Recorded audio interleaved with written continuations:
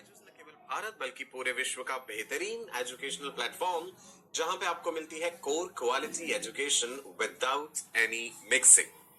मैं आपका अपना डॉक्टर सचिन कपूर एक बार फिर से आपके सामने हूं जी, एक और बेहतरीन सेशन लेकर के। चैप्टर चल रहा है हमारा रिप्रोडक्शन इन फ्लावरिंग प्लांट्स यानी एंजियोस्पर्म्स। आज भी कुछ इंटरेस्टिंग बातें जानेंगे। पिछले सेशन में भी बहुत सारी बातें जानी थी, उससे पिछले सेशन में भी जानी थी। आप कहेंगे कि सर आप हमेशा यही कहते हो कि हर बार कुछ इंटरेस्टिंग बातें जानने को मिलती हैं।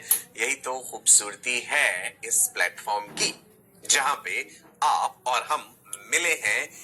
किस लिए जी? आपको आपके मकसद में कामयाब करने के लिए, एक बेहतर भारत का निर्माण करने के लिए। आप भारत का भविष्य हैं, राइट? फ्यूचर डॉक्टर्स हैं, आपके बड़े बड़े सपने हैं, उन सपनों को प्लान्स में बदल लीजिए। अब सपनों को सपने नहीं रहने देना, उन्हें साकार करना है। आप ये कहिए ये मेरा प्लान है और मुझे हर हाल में इस मुकाम तक पहुंचना है। कागज कलम तैयार रखिएगा, इंपॉर्टेंट नोट्स साथ के साथ बनाते जाइएगा। और आज के सेशन के एंड में मैं पूरा चैप्टर रिवाइज करवाने की भी कोशिश जरूर करूंगा, राइट? चलिए जी, एक पॉजिटिव सोच, एक पॉजिटिव एनर्जी, एक जील के साथ आज के इस सेशन का आगाज करते हैं। हमने अपने पिछले सेशन में क्या जाना था? किस प्रकार से जो फ्रूट है वो बनता है ओवरी से, बीज या सीड्स बनते हैं ओव्यूल्स। यही बातें जानी थी पिछले सेशन में, है ना? बेसिकली हम पढ़ क्या रहे? Post fertilisation events. फर्टिलाइजेशन हो गया, उसके बाद क्या होना है? आप कहेंगे जी उसके बाद एंडोस्पर्म डेवलपमेंट है। याद कर लीजिए, पोस्ट फर्टिलाइजेशन इवेंट्स क्या क्या थी? Endosperm development, number 2 embryo development, number 3 ovule से सीड और ओवरी से फ्रूट, राइट? एक बार देख ले वही बात फिर से। ये है जी हमारा खूबसूरत सा flower that is after fertilisation, sepals, petals and the stamens wither, right? सब धीरे धीरे सूख जाएंगे, पानी उनका कम होगा, वो झड़ जाएंगे, टूट के गिर जाएंगे। Sepals, petals and the stamens they drop of. स्टेमन is the male reproductive part. उसके बाद ओवरी और ओव्यूल का फ्यूचर क्या है? ओवरी से बन जाएगा फ्रूट, ओव्यूल से बन जाएंगे सीड्स। हमने फ्रूट के टाइप्स भी पढ़े थे, true fruits, false fruits and parthenocarpic fruits, है ना? सीडलेस फ्रूट्स के बारे में भी बताया था मैंने, वाटरमेलन का एग्जांपल दिया था। नाउ क्या ऐसा हो सकता है कि जो सीड है, जो बीज है, seed formation without sexual reproduction? अभी तक क्या था? स्टिग्मा के ऊपर पॉलन ग्रेन पहुंचा, पॉलन ट्यूब बनी, पॉलन ट्यूब के जरिए मेल गैमीट्स एम्ब्रियो सैक के अंदर वो जो एग सेल था वहां तक पहुंचे, फर्टिलाइजेशन हुआ। Fertilization an important event of sexual reproduction. Fertilization के बाद बना जाइगोट, और जो पोलर न्यूक्लियस थे N+N, 2 पोलर न्यूक्लियस, उनके साथ एक और मेल गैमेट जुड़ा तो ट्रिपल फ्यूजन हुआ था और भाई प्राइमरी एंडोस्पर्म न्यूक्लियस बना। वो सारी बात हमने जानी थी सेक्सुअल रिप्रोडक्शन की। फिर ओव्यूल का भविष्य था कि भाई वो बीज बन जाएगा, वो सीड बन जाएगा। मोनोकॉटिलेडनस सीड और डाइकॉटिलेडनस सीड्स भी हमने डिस्कस करे थे। सवाल ये है, क्या ये संभव है कि सीड फॉर्मेशन हो जाए बिना फर्टिलाइजेशन के, बिना सेक्सुअल रिप्रोडक्शन के? सो क्या ये संभव है कि फ्यूजन ऑफ गैमीट्स ना हो और तब भी बीज बन जाए? ये बात हम डिस्कस करने जा रहे हैं। क्या है जी ये चीज? सो आप हेडिंग दीजिए, आप पढ़ने जा रहे हैं एपोमिक्सिस। मिक्सिस शब्द से अंदाजा लग रहा है कि किसी चीज का मिलना। एपोमिक्सिस का क्या मतलब है जी? देखते हैं। एपोमिक्सिस एक खास तरह की प्रक्रिया है। It's a process of production of seeds without fertilization. This is important, ध्यान रखिएगा। फर्टिलाइजेशन नहीं हुआ। अब आप कहेंगे फर्टिलाइजेशन नहीं हुआ तो फिर ये सेक्सुअल रिप्रोडक्शन तो नहीं कहलाएगा, ये फिर एसेक्सुअल रिप्रोडक्शन हुआ, एक खास तरह का एसेक्सुअल रिप्रोडक्शन, है ना? So apomixis is the process of production of seeds without fertilisation. Note कर लीजिए ये एक सेंटेंस। एपोमिक्सिस टर्म को किसने कॉइन किया था? ये टर्म दी गई थी by Hans Karl Albert Winkler. Right जी, एल्बर्ट विंकलर, याद रख लेंगे आप। एपो का मतलब है बिना, विदाउट। मिक्सिंग मतलब मिंगलिंग, किसी चीज का मिलन। सो बिना किसी चीज के मिलन के यहां पे मिक्सिंग या मिंगलिंग किस चीज की कहने? गैमीट्स की, है ना। गैमीट्स का फ्यूजन होना ही तो फर्टिलाइजेशन है। सो दैट मीन्स ये एक खास तरह का रिप्रोडक्शन है, type of, it is type of asexual reproduction that mimics sexual reproduction. Mimic मतलब किसी चीज को कॉपी करना, नकल करना, हूबहू उसके जैसा दिखना। Commonly found in some plants like meadow grasses, hieracium यानी hawkseed। ठीक है जी, एग्जाम्पल ध्यान रखिएगा। चलिए आगे बढ़ते हैं। एपोमिक्सिस दो प्रकार का होता है। There is type 1 apomixis and there is type 2 apomixis। ऐसे ही आप फ्लो चार्ट की तरह बना लीजिए। पहले बताता हूं टाइप 1 एपोमिक्सिस क्या है और फिर टाइप 2 एपोमिक्सिस देखेंगे। इधर देखिए, ये स्ट्रक्चर बिठाइए अपने दिमाग में, याद है जी? क्या क्या है? चलो आप मुझे बताओगे, ये वाले सेल क्या कहलाते हैं? ये जो ऊपर 3 सेल दिख रहे हैं, how many of you can answer this question? ये जो 3 सेल्स आपको यहां दिख रहे हैं, ये क्या है? दीज आर एंटीपोडल सेल्स या एंटीपोडल्स भी बोल देते हैं, एंटीपोडल सेल्स। राइट, ये जो बीच में है रेड कलर वाला सेल, पोलर न्यूक्लियाई, दो हैं पोलर न्यूक्लियाई। नीचे एग सेल है, एग सेल के साथ ये क्या है? ये वाला जिसके अंदर वो ब्लू कलर का स्ट्रक्चर भी नजर आ रहा है। Can you tell me what is this? साइनर्जिड।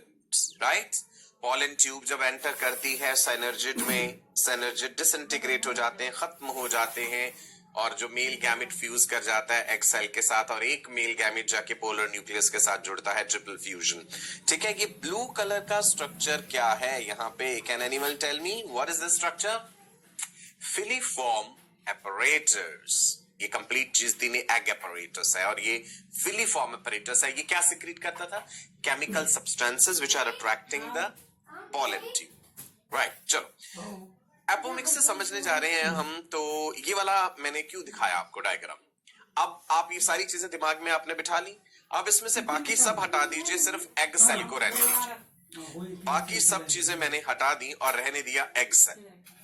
Clear है? एप्लॉयड है एग सेल, ये रहा बीच में। बाकी सब चीजें हटा के एक एग सेल पे फोकस करते हैं अभी। The haploid egg cell undergoes endoreplication. Important, endoreplication, इसका जेनेटिक मटेरियल स्वयं को रेप्लिकेट करता है। It replicates its genetic material without cytokinesis. Cytokinesis यानी सेल डिवीजन नहीं होता। ये हैप्लॉयड न्यूक्लियस है, क्रोमोसोम्स होंगे इसमें। Chromosomes are made up of DNA, genetic material है, वो अपने आप को रेप्लिकेट कर लेगा, लेकिन सेलुलर डिविजन्स नहीं होंगे, वो एज इट इज रहा। यानी क्रोमोसोम नंबर डबल हो गया, है ना। सो देखो क्या हो जाएगा उससे। इधर देखिए, ये है एग सेल, एन दिखाया हमने। N is referring to what? Haploid number of chromosome, the single set of chromosomes. Chromosomes दिख रहे हैं बीच में। कैसे ड्रॉ करें हमने क्रोमोसोम? चलो रफली हम भी बना के देखते हैं। ऐसे करके हमने ये क्रोमोसोम दिखाया, राइट जी। आप इधर देखिए, एग सेल में एंडो रेप्लिकेशन हुआ है न्यूक्लियस में, और वो हो गया डिप्लॉयड। एक तरफ हमने 3 क्रोमोसोम दिखाए और दूसरी तरफ 6 कर दिए, डबल। ठीक है जी। सो पहले एन था और फिर हमने कर दिया, डबल कर दिया क्रोमोसोम्स का नंबर, क्योंकि एंडो रेप्लिकेशन हो गया है, लेकिन साइटोकाइनेसिस नहीं हुआ है। राइट, एन से 2n, 3 से 3 से हो गए 6। अब आप देखिए, फर्टिलाइजेशन बेसिकली करता क्या है? स्पर्म, मेल गैमीट आया, उसने क्या करा? अपना जेनेटिक मटेरियल ही तो दे दिया उस हैप्लॉयड एग सेल को। फर्टिलाइजेशन के जरिए हुआ क्या है? एक हैप्लॉयड सेल पड़ा हुआ था, एक और हैप्लॉयड सेल उसके पास आया और उसने कहा लो मेरा जेनेटिक मटेरियल ले लो और तुम डिप्लॉयड हो जाओ। तो यही तो काम कर रहा है स्पर्म। ह्यूमंस के केस में भी फर्टिलाइजेशन की अगर हम बात करें, मान लीजिए ये एग सेल है, हैप्लॉइड है, इसके पास ये स्पर्मेटोजोआ आया, उसके पास भी n नंबर ऑफ क्रोमोसोम्स हैं, फर्टिलाइजेशन हुआ और बन गया एक जाइगोट जिसमें कि डिप्लॉयड नंबर ऑफ क्रोमोसोम्स हैं। तो इसका मतलब है कि रिप्रोडक्शन में, सेक्सुअल रिप्रोडक्शन जब हम कहते हैं तो वहां फर्टिलाइजेशन होके एक डिप्लॉयड सेल बनता है। तो कुछ ऐसा कर दिया जाए कि बिना मेल गैमीट की मदद के ही एग अगर डिप्लॉयड हो जाए तो वो अगली जनरेशन बना सकता है। यही है सारी कहानी और यही हुआ है यहां। n number of chromosomes, endo application से वो 2n हो गए। चलो तो हमने समझ लिया, मान लो फर्टिलाइजेशन जैसी अवस्था आ गई, डिप्लॉयड हो तो गया वो बिना स्पर्म की मदद के, बिना मेल गैमिट की मदद के। नाउ अब क्या होगा, this cell now starts dividing by mitosis. ये जो एग सेल हमारे पास यहां पे आ गया है जिसमें डिप्लॉयड नंबर ऑफ क्रोमोसोम्स हैं, अब ये कहेगा कि भाई माइटोटिक प्रोसेस होगी मुझ में। पहले एंडो रेप्लिकेशन हुआ है, साइटोकाइनेसिस नहीं हुआ था, 2n नंबर ऑफ क्रोमोसोम्स आ गए, अब इसमें माइटोसिस होने लगेगा। और ये देखो एक सेल था, एग सेल एक था, एक से अब मैंने दो बना दिए, यहाँ पे 2n दिख रहा है ना, डिप्लॉयड हो गए। डिप्लॉयड सेल जो था अब वो डबल हो गए, मतलब दो सेल बन गए यहाँ पे। ऐसा बढ़ते बढ़ते 2 से 4, 4 से 8, 8 से 16। सो इसका मतलब है ये माइटोटिक डिविजन्स ऐसे ऐसे कंटिन्यू होती जाएंगी। ऐसा ही तो कुछ हुआ था जब हमने पढ़ा था सेक्सुअल रिप्रोडक्शन। जाइगोट बना था, जाइगोट में डिवीजन हुआ था, एक एपिकल सेल एक basal cell. Basal cell suspensor बन गया था, उसमें डिवीजन होते जा रहे थे। एपिकल सेल में भी डिवीजन हो रहे थे, 4 cell stage, 8 cell stage, octant, globular stage, heart shaped stage, फिर वो कॉटिलिडन्स बन गए थे। ओके, गॉट इट, राइट जी। सो ये हमारे पास एक एम्ब्रियो आ गया। ओके, ये बन गया जी अब इससे कंप्लीट एम्ब्रियो। सो एपोमिक्सिस टाइप 1 जो हमने समझा उसमें हुआ क्या है। एपोमिक्सिस टाइप 1 में जो एग सेल का न्यूक्लियस है उसमें एंडो रेप्लिकेशन होता है, क्रोमोसोम नंबर डबल हो जाता है, फिर वो सेल माइटोटिकली डिवाइड करने लगता है और वो एक भ्रूण बना देता है, यानी एम्ब्रियो बना देता है। That is apomixis type 1। Is it clear to all of you? Right. चलो एपोमिक्सिस है एक और प्रकार का भी, यानी type 2। So now let's understand what is this type 2 apomixis. फिर से वही डायग्राम, अब मैंने सारी लेबलिंग भी दी है, देख लीजिए। एंटीपोडल सेल्स नजर आ रहे हैं आपको 3, चेलेजल एंड, माइक्रोपाइलर एंड, याद है, polar nuclei with the haploid number of chromosomes. ये पूरी चीज है एम्ब्रियो सैक। गौर फरमाइएगा यहां पे इस वर्ड पे nucellus, do not confuse it with nucleus. कई बच्चे जल्दी में ना न्यूक्लियस पढ़ जाते हैं। न्यूक्लियस का स्पेलिंग क्या है, लिखो, दिस इज न्यूक्लियस, और ये क्या लिखा है, न्यूसेलस, राइट, न्यूसेलस। मिलते जुलते से स्पेलिंग लगते हैं, गड़बड़ नहीं करनी। न्यूसेलस की प्लॉइडी क्या है, diploid, 2n number of chromosomes, right. Embryo sac के बाहर हमने डार्क ग्रीन कलर से न्यूसेलस दिखाया, ये रहा बीच में एग सेल और ये रहे जी साइनर्जिड्स। सबकी प्लॉइडी आपको पता। चलो न्यूसेलस पे एम्फेसिस दिया है, इसका मतलब है ये जो टाइप 2 वाली बात हम डिस्कस करने जा रहे हैं एपोमिक्सिस की, इसमें न्यूसेलस का इंपॉर्टेंट रोल है। अब हमने सारे सेल्स हटा दिए, चेलेजल एंड की तरफ से एंटीपोडल सेल्स हटा दिए, सेंटर में जो 2 पोलर न्यूक्लियस थे वो हटा दिए हैं, माइक्रोपाइलर एंड की तरफ एग एपरेटस था जिसमें egg cell, 2 synergids with filiform apparatus, वो भी हटा दिए गए हैं, राइट जी। यहां पे क्या दिखा है, बीच में एग सेल आपको दिख रहा है, इस डायग्राम में दिख रहा है। हमने एंटीपोडल्स हटा दिए, पोलर न्यूक्लियस हटा दिया, साइनर्जिड हटा दिए हैं। चलो देखते हैं जी अब इसका भविष्य क्या होने वाला है, ये न्यूसेलस क्या करेगा। Nucellus, which is covering the embryo sac, is made up of diploid somatic cells. Somatic cells, diploid. Nucellus के सेल्स हमने दिखा दिए, ये रहा जी न्यूसेलस के diploid somatic cell. Egg cell अभी दिखाया हमने अंदर। अब ये जो डिप्लॉयड हैं सोमेटिक सेल्स, ये क्या करेंगे यहाँ पे देखिएगा। Some of the nucellus cells, nucellus के कुछ सेल्स पेनिट्रेट कर जाते हैं एम्ब्रियो सैक में and they start dividing mitotically. Type 2 apomixis में न्यूसेलस का रोल है। न्यूसेलस के सेल्स एम्ब्रियो सैक के चारों तरफ, डिप्लॉयड सोमेटिक सेल्स है, माइटोटिकली डिवाइड करने लगते हैं और एम्ब्रियो सैक में पेनिट्रेट करने लगते हैं। आप गौर फरमाइएगा, हमने यहाँ पे दिखाया है किस तरह से कि ये सेल पेनिट्रेट करते जा रहे हैं embryo sac, right? This is embryo sac. So it's written that the nucellus cells which are diploid, they divide mitotically and they penetrate into the embryo sac. दिख रहे हैं आप? सेल्स को ज्यादा दिखा दिया हमने, नंबर बढ़ा दिया, संख्या बढ़ गई सेल की, येलो से कलर से दिखाया हमने, राइट? ये वाले सेल्स, इनका जिक्र हो रहा है, ये देखिए, राइट जी? ये न्यूसेलस के सेल्स है, dividing nucellus cells, right? And they are doing what? They are penetrating into the embryo sac, right? Now, they are resulting in the formation of nucellar embryo. इसको हाईलाइट करते हैं, nucellus के sales से nucellar embryo बन गया, right? Straight fertilisation तो हुआ ही नहीं, न्यूसेलस के सेल्स ने ही माइटोटिकली डिवाइड करके एम्ब्रियो सैक में पेनिट्रेट करा और एम्ब्रियो बना दिया। अब आपको दो एम्ब्रियो दिख रहे हैं, आप कहेंगे एक ऊपर दिख रहा है, एक नीचे दिख रहा है, हमें तो दो दिख रहे हैं। तो एक से ज्यादा एम्ब्रियो जब हो जाते हैं, सो क्या टर्म यूज करते हैं उसमें? When you have more than one embryo, what do you call it? Polyembryony. Poly means many, embryo तो आप जानती हैं, ह्यूमंस में भी पॉलीएम्ब्रियोनी सुना, कई एनिमल्स में पॉलीएम्ब्रियोनी भी होता है। There are certain animals in which polyembryony is the rule, right? जिसमें हमेशा पॉलीएम्ब्रियोनी ही होता है, राइट? ढूंढिएगा कौन सा मैमल है which always gives birth to 4 identical offsprings, हर बार उसमें 4 एम्ब्रियो ही बनते हैं। इट्स अ मैमल, मैं बताऊंगा आपको अगली क्लास में, तब तक आप ढूंढिएगा which mammal always shows polyembryony and always gives birth to 4 identical offsprings, quadruplets होते हैं उसमें। चल आगे बढ़ते हैं हम, फिलहाल तो प्लांट में पॉलीएम्ब्रियोनी का जिक्र कर रहे हैं। सो आप देख पा रहे हैं न्यूसेलस के सेल्स माइटोटिकली डिवाइड करके पेनिट्रेट कर गए हैं एम्ब्रियो सैक में, and here we can see 2 embryo आपको यहाँ पे नजर आ रहे हैं। सो पॉलीएम्ब्रियोनी है occurrence of more than 1 embryo.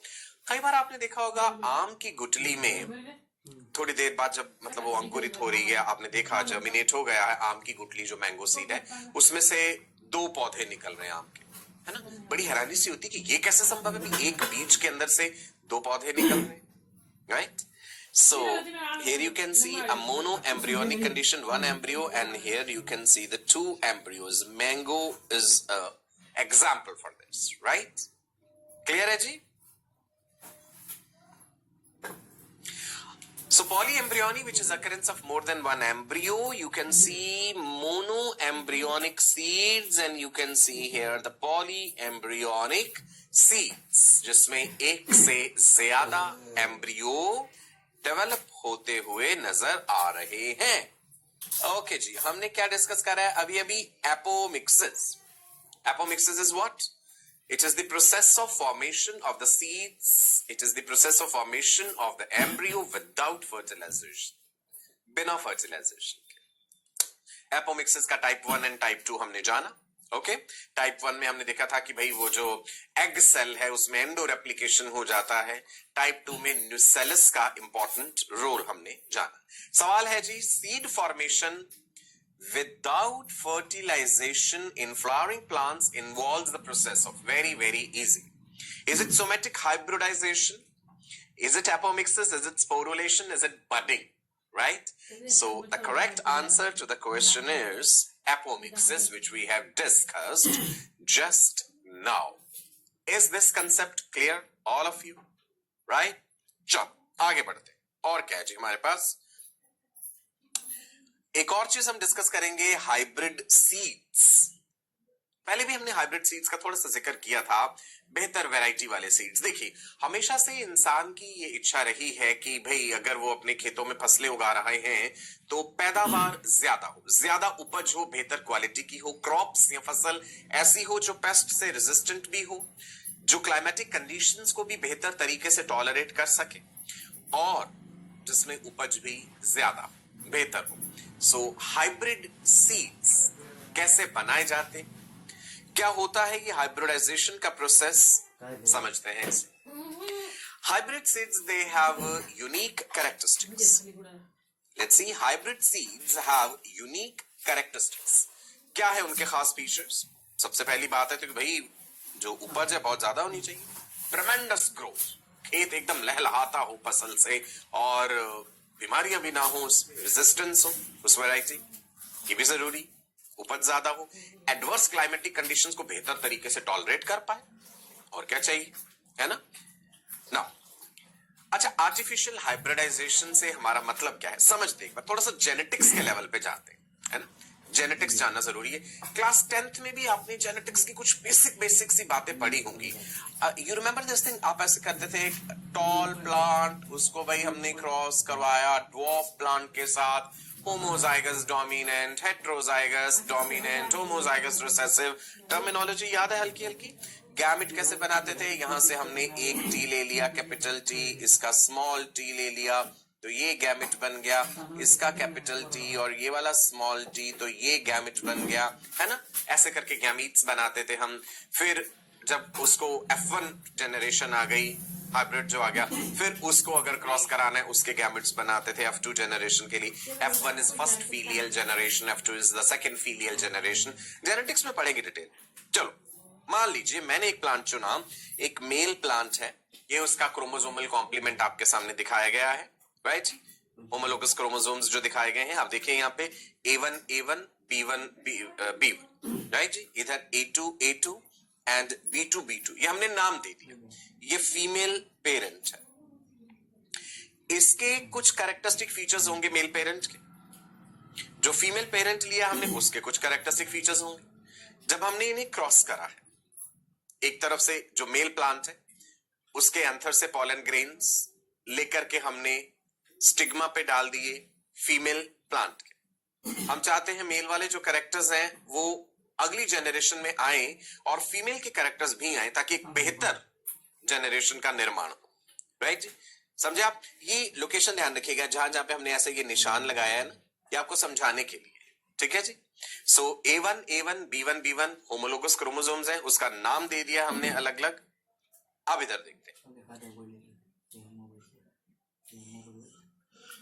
Male parent A1 A1 B1 B1, इसमें गैमीट्स हम बना रहे हैं, राइट।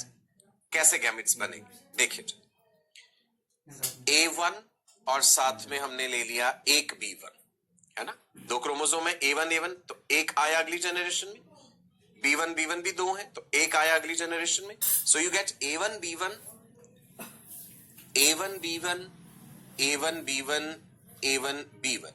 ये पॉसिबल कॉम्बिनेशंस दिखा दिया हमने कि ये हो सकता है। So gametes formed by the male parent, these are the combinations. Of course meiosis होगा, हमने 4 डॉटर सेल्स दिखाए हैं ना, ये गैमेट्स आर हैप्लॉइड। ये 4 डॉटर सेल्स आपको नजर आ गई यहां पे मियोसिस के जरिए। अब आप देखिए जी, ये रहा फीमेल पेरेंट, जैसे मेल पेरेंट लिया था अब फीमेल पेरेंट, उसके क्रोमोसोम्स का नाम दिया था A2 A2 B2 B2। ये जहां पे मार्किंग लगाया है ये ध्यान रखिएगा। इसके गैमीट्स बनाते हैं, गैमीट्स बनते हैं मियोसिस से। 4 तरह के गैमीट्स हमने दिखाए, 4 टाइप्स दिखाए, ठीक है। A2 B2, A2 A2 में से एक A2 ले लिया, B2 B2 में से एक B2 ले लिया, तो कॉम्बिनेशन A2 और B2 का बन गया, राइट जी। क्लियर है? ये कॉम्बिनेशन, ये दूसरा, ये तीसरा और ये चौथा, ओके। गैमीट्स बने हैं ये। अब हमने गैमीट को लेकर के अगली जनरेशन यानी हाइब्रिड दिखाना है। इधर गौर कीजिए, मेल पेरेंट ने जो 4 तरह के अलग अलग गैमीट्स जो 4 बने थे उसको हमने यहां पे लिया, और ऐसे ही फीमेल गैमेट लिया और हमने इन्हें फ्यूज करा दिया, मतलब फर्टिलाइजेशन दिखाया करके। नतीजा क्या मिला है? Zygote which is hybrid. Why we are calling it hybrid? अच्छा, हाइब्रिड्स क्या होते हैं? एक ये देखिए, generally members of the same species जो होते हैं वो तो आपस में ब्रीड करते, members of two different species they do not breed among themselves. Nature में कई तरह के बैरियर्स होते हैं। हाइब्रिड जाइगोट्स एनिमल्स में बना पाना बड़ा कठिन होता है, प्लांट्स में फिर भी हाइब्रिड वैरायटीज जो है बन जाती है, उतना मुश्किल नहीं है, राइट? बिकॉज फर्टिलाइजेशन प्रोसेस जो होता है ना, fertilisation is species specific.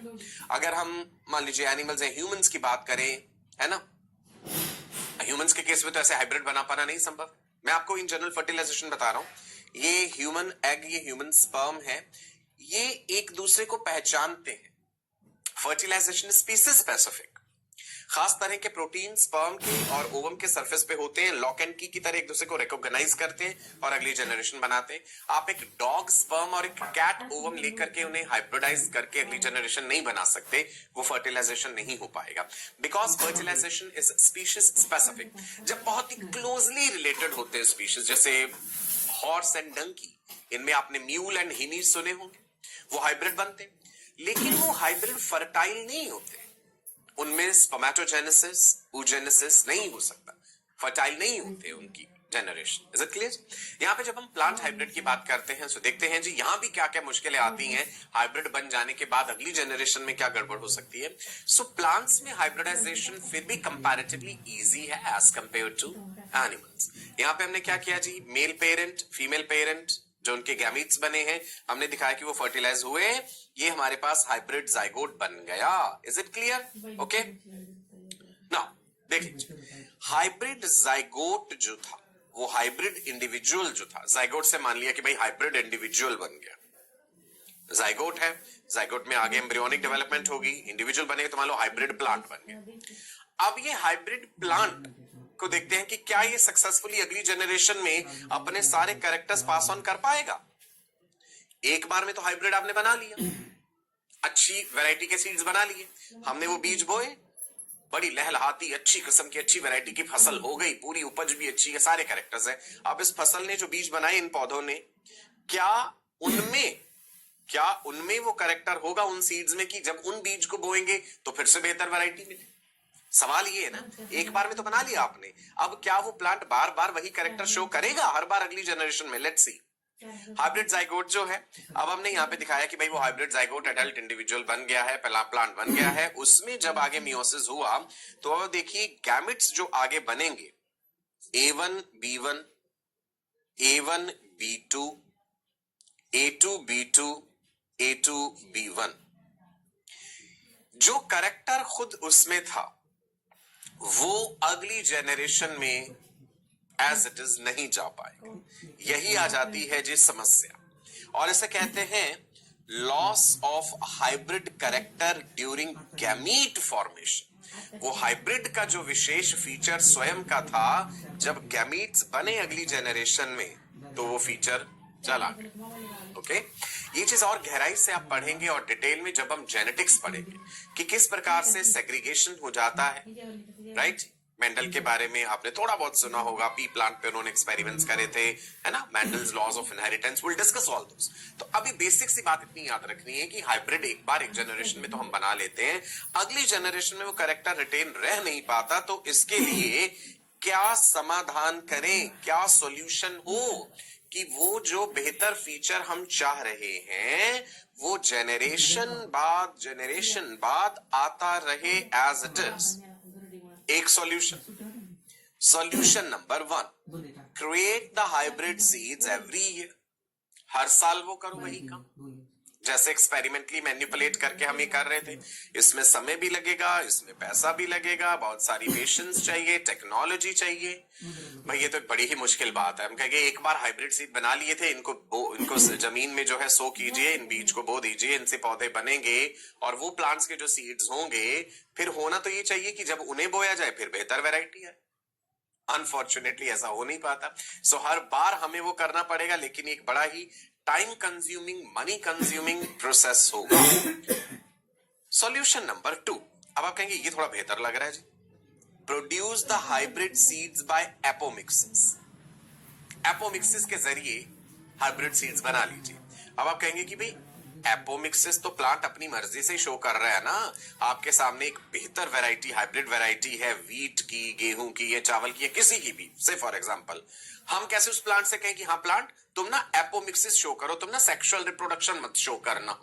How is it possible? हमारी मर्जी से, हमारे कहने से थोड़ी ना प्लांट वैसा कर देंगे कि एपोमिक्सिस करें। ये तो उनका अपना एक नेचुरल प्रोसेस है। जो प्लांट शो करते हैं वो करते हैं, और जो नहीं करते वो नहीं करते। सो दैट मीन्स हमें कोई टेक्नोलॉजी लगानी पड़ेगी कि हम उस हाइब्रिड प्लांट में एपोमिक्सिस करवा पाए। You got it? That means development of seeds without fertilization. तभी वो हाइब्रिड कैरेक्टर अगली जनरेशन में रिटेन्ड रह पाएगा। समझ आई बात? राइट जी? So production of seed through apomixis will be a better way. यहां पे meiosis नहीं हो रहा है apomixis के समय। No segregation of chromosomes in the gametes. Hybrid nature will be maintained. जैसे ये हाइब्रिड पेरेंट प्लांट है A1 A2 B1 B2, और ये जो ऐसे मार्किंग करा हुआ है ना, ये हमने पर्टिकुलर जीन का लोकेशन दिखाया हुआ है। क्रोमोसोम में जीन्स क्या होते हैं, सेगमेंट ऑफ डीएनए, वो भी हम जानेंगे। ये जीन्स का लोकेशन है कि भाई ये जेनेटिक कॉम्बिनेशन मुझे चाहिए, अगली जनरेशन में ये गड़बड़ नहीं हो जाना चाहिए। तो मैं कहूंगा ठीक है, एपोमिक्सिस करा दो, फर्टिलाइजेशन कराओ ही ना गैमेट बनाने की जरूरत है तुम्हें अलग से, ना ही फर्टिलाइजेशन कराओ, है ना। सो एपोमिक्सिस के जरिए सेम चीज रिटेन्ड रहेगी, A1 A2 B1 B2 hybrid zygote. Is it clear जी? राइट? सो करना क्या पड़ेगा इस एपोमिक्सिस के लिए? फिर हमें ये ढूंढना पड़ेगा which gene is responsible for this apomictic behavior. You have to transfer that apomictic gene to the hybrid variety. Right? Gene isolate करना पड़ेगा। बायोटेक्नोलॉजी में बातें पढ़ेंगे किस प्रकार से बेहतर तरीके के जीन्स हम इंट्रोड्यूस कर सकते हैं। We'll discuss about so many things. Gene knockout technology भी पढ़ेंगे हम। So transferring the apomictic genes to the hybrid variety will make it easy to produce large number of hybrid seeds. Got it? समझ आ गया hybridisation का फायदा? और समस्या क्या आ जाती है हाइब्रिड प्लांट्स जब हम बना लेते हैं, तो समस्याएं क्या हैं और उनके दो समाधान क्या हैं? Is it clear? Is it clear all of you जी? ठीक है, क्या पढ़ लिया हमने पढ़ा था apomixis type 1 type 2, polyembryony, फिर हाइब्रिड सीड्स, क्यों जरूरत है हाइब्रिड सीड्स की, फिर हमने वो कैरेक्टर्स की बात करी कि कैसे पेरेंटल प्लांट हम सिलेक्ट करते हैं, male parent female parent, cross कराया, F1 जनरेशन आई, हाइब्रिड बेहतर वैरायटी है, लेकिन हाइब्रिड की समस्या या तो हर बार उसे नया बनाओ, या फिर उस हाइब्रिड प्लांट में ऐसा जीन हो जो एपोमिक्सिस करवा देता है कि भाई फर्टिलाइजेशन की आवश्यकता ही नहीं पड़ती। Okay, right? चलो अब मैं आपको कंप्लीट चैप्टर जो हमने ये पढ़ा है रिप्रोडक्शन इन फ्लावरिंग प्लांट्स, जल्दी से कुछ मिनटों में कंप्लीट चैप्टर का एक दोबारा से क्विक रिकैप दे देता। Are you ready for that? चलो सुनो, कहानी हमने शुरू करी थी एंजियोस्पर्म्स में। फ्लावर का स्ट्रक्चर देखा था जी, एक कंप्लीट फ्लावर। क्या क्या चीजें थी कंप्लीट फ्लावर में? देखो जी, 4 वॉल्स हम कहते हैं भाई। कैलेक्स है जिसमें सेपल्स हैं, कोरोला है जिसमें की पेटल्स हैं, मेल रिप्रोडक्टिव वर्ल है that is androecium, female reproductive whorl that is gynoecium. ये वाला साइन है जी मेल के लिए, ये वाला साइन है जी फीमेल के लिए। फ्लावर का स्ट्रक्चर याद हो गया जी? गुड। टर्मिनोलॉजी याद? मेल रिप्रोडक्टिव वर्ल को एंड्रोशियम, एंड्रोशियम में क्या होते हैं? स्टेमन, एक स्टेमन का स्ट्रक्चर बनाते हैं जिसमें ऐसे करके एंथर है, और ये है जी फिलामेंट, राइट? ऐसे लहलाती हुई फिलामेंट दिखा दिया मैंने, ठीक है। फीमेल जो रिप्रोडक्टिव वर्ल है उसे कहते हैं जी गाइनोशियम। गाइनोशियम में होते हैं कार्पल्स या पिस्टल कह देते हैं, और उसमें क्या क्या पड़ा था? There is a landing platform for the pollen. What is that landing platform called? Stigma. फिर एक ऐसे स्लेंडर सा स्टॉक जैसी चीज दैट इज स्टाइल, और नीचे एक swollen basal part that is ovary. So this was the male reproductive part, this is the female reproductive part, stigma, style, ovary, anther and filament, right? चलो structure of स्टेमन याद कीजिए, ये था जी anther. Anther bye lobed कहा था, 2 lobes थे, है ना? ऐसे बीच में से काटा, जब हमने उसे देखा तो हमने देखा कि भाई हमें ऐसा एक लोब्ड सा स्ट्रक्चर नजर आ रहा है और बीच में वो कैविटी सी नजर आ रही, थीका कहा था हमने, डायथीकस, याद है क्लियरली। वॉल जो थी हमने उसको एनलार्ज्ड व्यू में देखा, क्या क्या लेयर्स थी जी, एपिडर्मिस बाहर वाली protective layer, outermost parenchymatous protective single cell layer, उसके नीचे endothecium, then middle layers, right, उसके बाद tapetum, the wall of the microsporangium, clear है। अंदर क्या थे, माइक्रोस्पोर मदर सेल्स थे, गुड, याद आ रहा है आपको सब कुछ, ओके। मेल गैमीट बनने वाली प्रोसेस जो थी माइक्रोस्पोरोजेनेसिस, फीमेल वाला मेगास्पोरोजेनेसिस। माइक्रोस्पोरोजेनेसिस में हमने क्या पढ़ा, ये देखिए जी, माइक्रोस्पोर मदर सेल, मियोसिस हुआ जिसके कारण 4 हैप्लॉइड माइक्रोस्पोर्स बने, राइट, क्लियर है ये, ओके गुड। माइक्रोस्पोरोजेनेसिस। ओव्यूल का स्ट्रक्चर देख लेते हैं, ये बड़ा इंपॉर्टेंट है। ओव्यूल का स्ट्रक्चर बड़ा इंपॉर्टेंट है, डायग्राम खुद ड्रॉ करने की कोशिश करना, बार बार ड्रॉ करना, आप बना लोगे। ऐसे कई तरह के ओव्यूल्स होते हैं ना, एनाट्रोपस ओव्यूल, ये ऐसे ही टेढ़ा मुड़ा हुआ नीचे, ऊपर वाला एंड चैलेजल एंड, नीचे वाला एंड माइक्रोपाइलर एंड। ये रहा जी माइक्रोपाइल, वो ओपनिंग जिसके थ्रू पॉलन ट्यूब अंदर जाएगी। ये वाली स्टॉक क्या कहलाती है जी, can anyone tell me what is this stalk, ये जो डंडी सी है साथ में क्या कहते हैं, फ्यूनिकल, राइट। ये है जी hilum, right, the point of attachment, एक स्कार जैसा हाइलम। ये है न्यूसेलस, राइट। ओव्यूल की इंटेगुमेंट्स हैं, outer integument, inner integument. Nucellus के अंदर क्या है, एम्ब्रियो सैक। आज हमने न्यूसेलस की कहानी में पढ़ी थी ना, टाइप 2 एपोमिक्सिस में न्यूसेलस वाले सेल्स जो हैं वो एम्ब्रियो बना देते हैं। अब आप कंप्लीटली समझ पाए न्यूसेलस क्या था, वो जो टिश्यू सराउंड कर रहा है एम्ब्रियो सैक को, राइट। चलो आगे बढ़े। Megasporogenesis, ovule, megaspore mother cell, meiosis, haploid megaspores, जिससे कि बना फंक्शनल मेगास्पोर। और उसके आगे की कहानी भी हमने जानी थी कि एम्ब्रियो सैक के अंदर फिर कितने सेल्स हैं, 8 सेल्स, एंटीपोडल हैं 3, 2 पोलर न्यूक्लियस, 7 सेल्स हैं, न्यूक्लियस ज्यादा हो जाएंगे, है ना। एंटीपोडल्स 3, 2 पोलर न्यूक्लियस और नीचे एग apparatus जिसमें एग और 2 synergids, right. Megagametogenesis, megagametogenesis, mega means large, gametogenesis formation of the large gamete, the female gamete. ये है functional megaspore, mitosis round 1, 2 daughter cells, mitosis round 2, 4 daughter cells, mitosis round 3, 8 daughter cells जो हैं, cytoplasmic division होगा फिर, है ना। Nucleus अभी 8 दिख रहे हैं। फिर हमने कहा था कि भाई 7 सेल्स क्यों हैं, क्योंकि एक वो जो बीच वाला सेंट्रल सेल है ये वाला, है ना, इस सेंट्रल सेल के अंदर 2 न्यूक्लियस हमें नजर आ रहे हैं। 3 एंटीपोडल सेल्स ऊपर हैं और ये 3 सेल्स नीचे हैं, जिसमें एक एग सेल है और 2 साइनर्जिड्स हैं, राइट जी। एम्ब्रियोसाइक भी याद है आपको, very good. Structure of the female gametophyte फिर से देख लेते हैं, बार बार ये तो हमने रिवाइज कर लिया है। Chalazal and, micropylar and, 3 antipodal cells, centre में एक बड़ा वाला सेंट्रल सेल जिसके 2 पोलर न्यूक्लियस यानी N+N, साइनर्जिड, साइनर्जिड के पास फिलीफॉर्म apparatus, फिलीफॉर्म apparatus क्या करता है, केमिकल सब्सटेंसेस रिलीज करता है जो अट्रैक्ट करते हैं पॉलन ट्यूब को। पॉलन ट्यूब के अंदर 2 मेल गैमीट्स आते हैं, ओके, ट्यूब न्यूक्लियस भी होता है। ये रहा जी एग सेल, तो 2 साइनर्जिड और एक एग सेल को इकट्ठा एग apparatus, क्लियर है। ये प्रोसेस देखिए जी, पॉलन ग्रेन उड़ता हुआ गया, कहां पहुंचा, स्टिग्मा पे सेटल कर। फिर से देखिए पॉलन ग्रेन का structure, exine, intine, sporopollenin. Pollen grain के अंदर क्या था, जेनरेटिव सेल, और एक वो ट्यूब सेल भी याद है, वेजिटेटिव वाला, राइट। अगला स्लाइड देखो, पॉलन ने कहा कि मैं यहां बैठ करके जर्मिनेट करूंगा, और ये बनी पॉलन ट्यूब। पॉलन ट्यूब के अंदर वो रहे जी 2 male gametes, right. Tube nucleus आगे आगे होगा, साइटोप्लाज्म भी टिप की तरफ होगा उसके, और वो बढ़ती जाएगी स्टाइल के थ्रू अपना रास्ता बनाती हुई आगे आगे। फिर ये भी हमने पढ़ा था कि भाई चलेजल एंड से एंटर करेगी, इंटेग्यूमेंट से एंटर करेगी या माइक्रोपाइल से एंटर करेगी, 3 तरीके वो भी पढ़े थे ना हमने।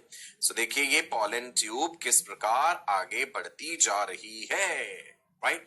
एक पॉलन ट्यूब नहीं होगी, बहुत सारे पॉलन ग्रेन्स अगर आकर के गिरेंगे वहां पे, सो बहुत सारी पॉलन ट्यूब्स बनेगी। चलेजल एंड से एंटर करी, वो रहे 3 एंटीपोडल्स ऊपर। फिर से देखिएगा पॉलन ट्यूब आगे बढ़ रही है, पॉलन ट्यूब ने एंट्री करी चलेजल एंड की तरफ से, और 3 एंटीपोडल आपको ऊपर नजर आ रहे हैं, बीच में पोलर न्यूक्लियस था।